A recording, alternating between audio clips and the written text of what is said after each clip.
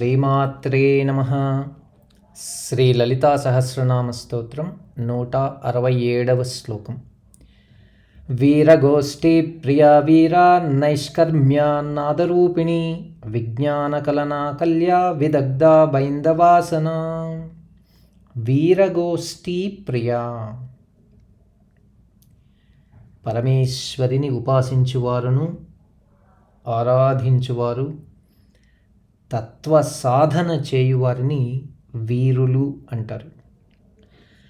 జగన్మాత లీలను మహత్యములను చాటుట, దేవీ భాగవత సప్తాహం చేయుట, తత్వ విచారమును గురించి చర్చించువారు, వారు చేయు ప్రసంగములు, వీటిని వీరగోష్ఠులు అంటారు. ఇలా వీరగోష్ఠులను నిర్వహించువారి యందును తనను ఆరాధించువారి యందు ప్రీతిని కలిగిన జగన్మాత వీరగోష్ఠీ ప్రియా. ఓం ఐం హ్రీం శ్రీం వీరగోష్ఠీ ప్రియాయై నమః. వీరా, బ్రహ్మాది సర్వచరాచరమును సృజించుట, బ్రహ్మాది దేవతలను వారి వారి కార్యములను ఏర్పరచి నియమించుట, భండాసుర మహిషాసురాది భయంకరమగు రాక్షసులను వధించి శిష్టజన రక్షణ చేయుట అన్నవి వీరకృత్యములు. వాటిని చక్కగా నిర్వర్తించున్నది పరమేశ్వరి వీరా అని కీర్తించబడినది. తారకాసురుని చంపిన కుమారస్వామికి, మూషికాసురుని వధించిన వినాయకునికి, దక్షయజ్ఞాన్ని నాశనం చేసిన వీరభద్రునికి తల్లియగు జగన్మాత వీరమాత. వీరా అని ప్రశంసించారు వసిన్యాది దేవతలు. ఓం ఐం హ్రీం శ్రీం వీరాయై నమః.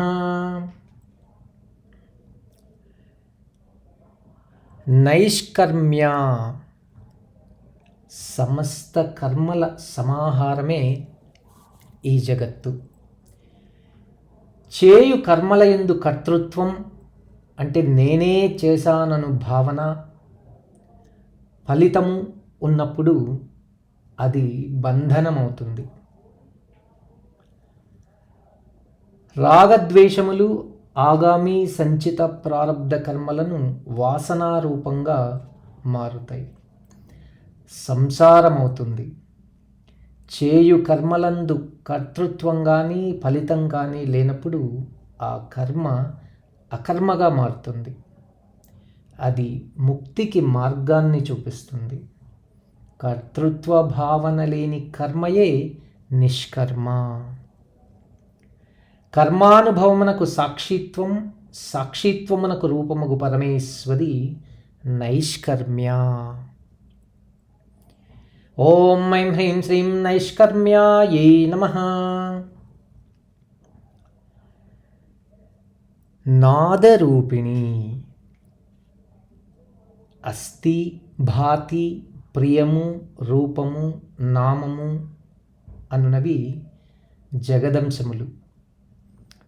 వీటిలో మొదటిది అస్థి. భాతి ప్రియములను మూడంశములు పరాంశములు. మిగిలిన రూపనామములు జగదాంశములు. శాశ్వతమైనదియు ప్రకాశవంతమైనదియు సర్వప్రియంకరమైనది బ్రహ్మతత్వం పరాంశం. అది నిరామయం నిరూపం. దానిని వివరించుటకు భాష లేదు. భాషకు మూలం అక్షరం, అక్షరమునకు ఆధారం నాదం, నాదం యొక్క రూపం పరమేశ్వరి.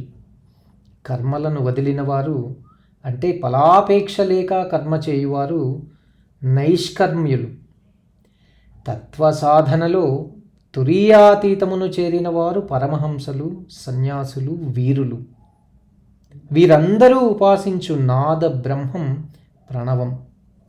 సర్వవేదముల సారం ప్రణవం ఓంకారం. అనాది నిధనం బ్రహ్మశబ్దతత్వం తదక్షరమని శృతి వివరణ. శబ్దార్థములు శివశక్తులుగా, కాళిదాసు కవి వివరించారు. వాగర్ధావివ సంపృక్తౌ వాగర్ధ ప్రతిపత్తయే జగతః పితరౌ వందే పార్వతీ పరమేశ్వరౌ.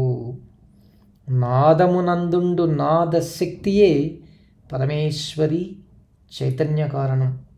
అందుకే అమ్మ నాదరూపిణి. ఓం ఐం హ్రీం శ్రీం నాదరూపిణ్యై నమః. విజ్ఞానకలన.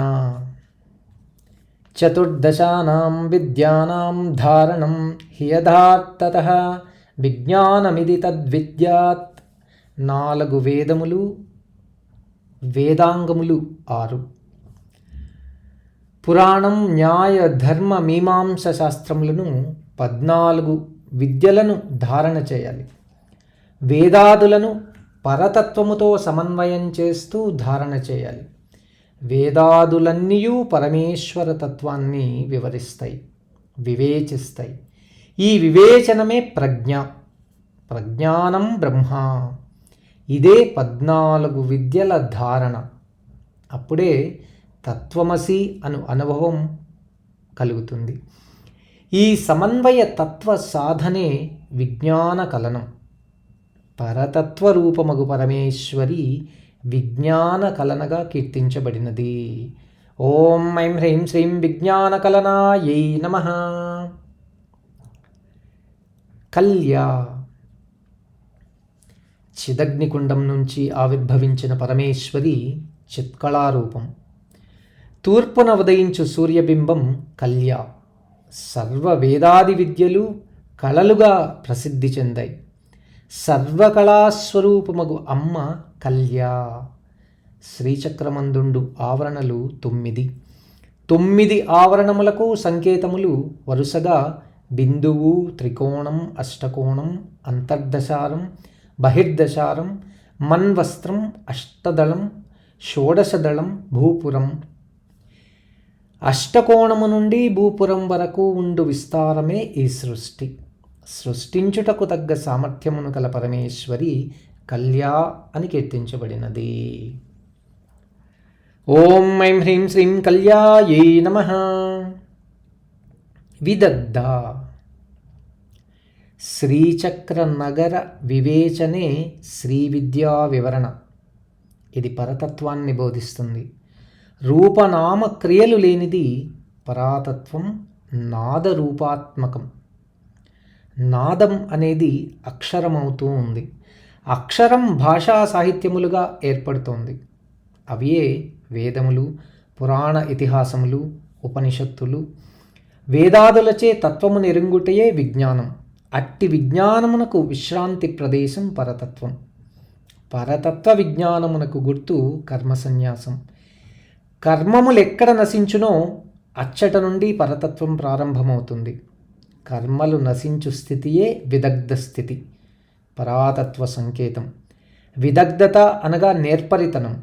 సర్వచరాచరమును కూర్చుటలో అమ్మకు గల నేర్పు అనన్య సామాన్యం. సృజనయందు నేర్పరితనమును చూపించు పరాతత్వ రూపం పరమేశ్వరి విదగ్ధ. ఓం ఐం హ్రీం శ్రీం విదగ్ధాయై నమః. బైందవాసన. శ్రీచక్రంలోని భూపురం నుండి అష్టకోణం వరకు ఉండునది ఈ జగత్తు. ఒకదానిలో ఒకటి లీనమగుచు చివరకు మిగిలినది బిందువు. త్రికోణములు, ఇచ్ఛా జ్ఞాన క్రియాశక్తులు కూడా బిందువునందు లీనమైనప్పుడు తుదకు మిగులునది బిందువు. సర్వశక్తి సమ్మిశ్రితమైన పరాబిందువు. అట్టి బిందువునందు వ్యక్తము కాని విధంగా ప్రకాశించున్నది పరమేశ్వరి. సాధనాపరంగా కనుబొమ్మల మధ్య భాగము బైందవ స్థానం. అది ఆజ్ఞాచక్రం. అచ్చట చిద్రూపములో ప్రకాశించు అమ్మ బైందవాసన. ఓం ఐం హ్రీం శ్రీం బైందవాసనాయై నమః.